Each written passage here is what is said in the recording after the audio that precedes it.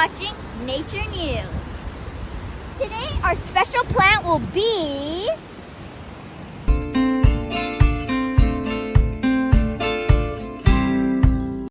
Did you guys know that it's actually the ripest and tastiest when it is a reddish purple? Also, the flower of this amazing plant is a 5-petaled flower. Doesn't it look like a jasmine?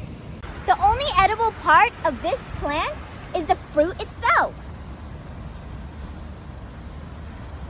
In the inside of this amazing fruit, you should see some pink and white substance that is quite sticky.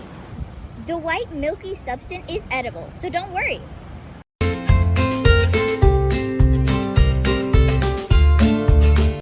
See you next time on Nature News. Have fun and keep learning!